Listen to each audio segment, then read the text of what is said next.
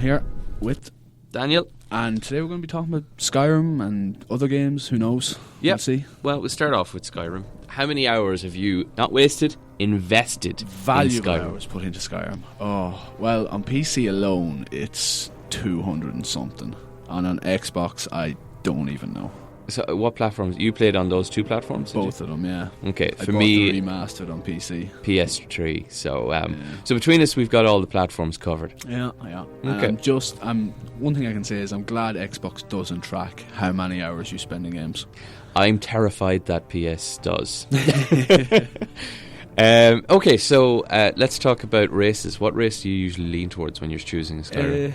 Usually Nord, if I'm most of the time. First time through I played Nord and I kind of played an Aragon from Lord of the Rings kind of style player. Bit of range, bit of melee, bit of everything basically. Perfect. And second time I went with the cat. I can't remember what the cat is called. The Khajiit. Khajiit, yeah. Went just pure punching people. Oh, good with claws. Yeah. Perfect. A couple of rings with some melee Nice. on them. Brilliant. Oh God. Perfect. Usually I go for the Argonians. Yeah. I like going for a little bit of a swim. They can swim without having to come up for breath and stuff. So you can explore all those sunken treasure ships and stuff like that. It's great.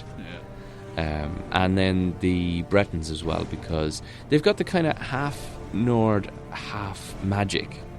So they've got those bonuses from toughness and magic that you sometimes have to sacrifice if you're going for elf. Mage, Yeah.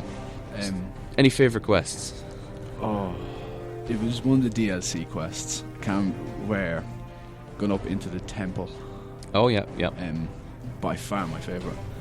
So I'm not sure why. I think it was just the kind of grand spectacle of the temple, the dark red skies. It's brilliant. Beautiful. Yeah, very very cinematic game. Yeah. Especially It is gorgeous. Even from the opening scenes, when you're in that cart and you're looking around and you're waiting to be executed, you have a real feel that this is a movie. This is a journey. This is not just a game. Yeah. It's a piece of art. It's beautiful. Do you know what? I think what I loved most were the underground quests with the Falmer. Oh yeah. A tragic storyline as well.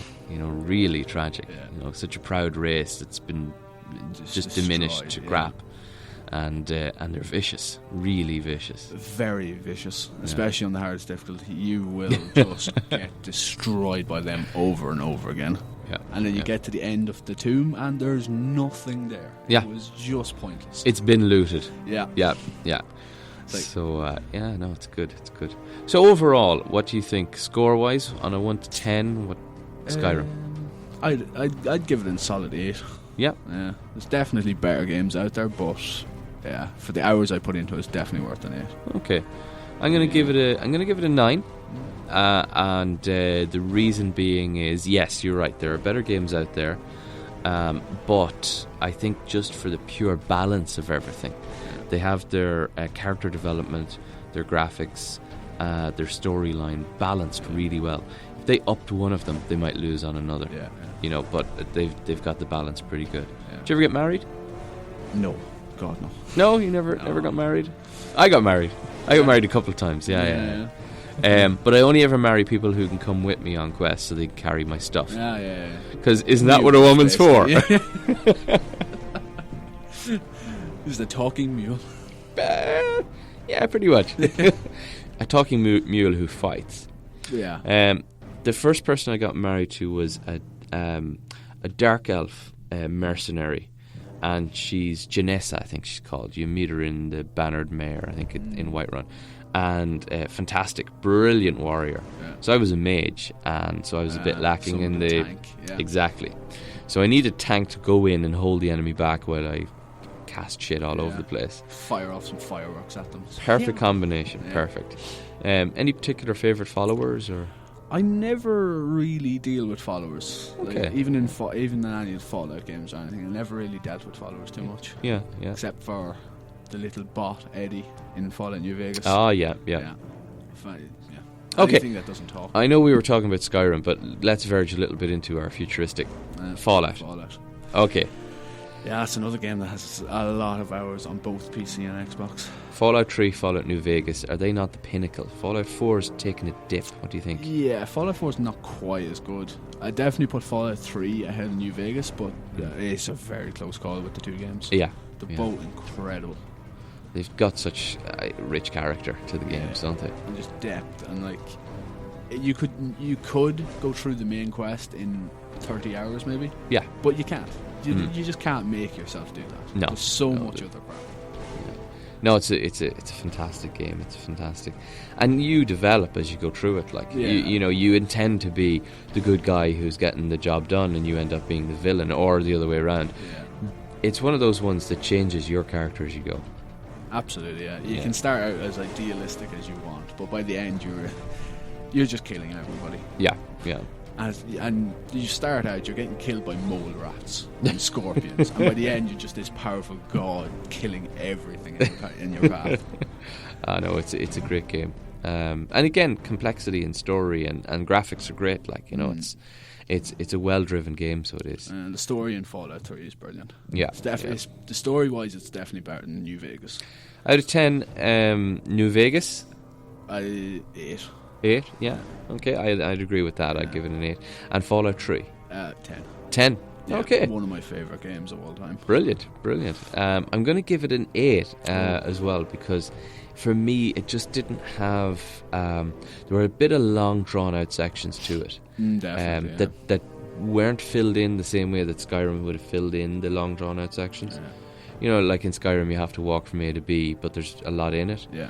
In Fallout 3, that especially when you first leave the bunker, the vault, that first walk is a long time in the dark alone, and not a lot happens. Not much going on. Yeah, and I know why, because you're such a low level. You know, if they throw a mole rat at you, you die. You're dead.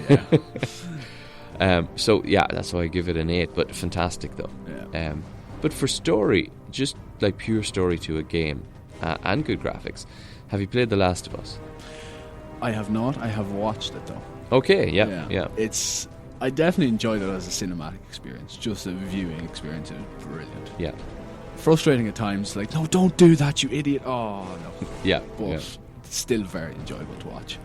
Well, The Last of Us is probably the most emotional game I've ever played. Yeah. For number one, from the point of just the pure, you get attached to the characters. There's children in it, there's tragedy, there's blah, blah, blah, blah, blah. But at the same time, and what I do usually is when I'm playing a game, my sister watches me play the games.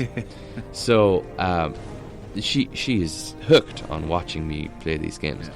I've never seen her on the edge of her seat so much as you're sneaking in the dark and there's things in that room and all you can see is just ahead of you.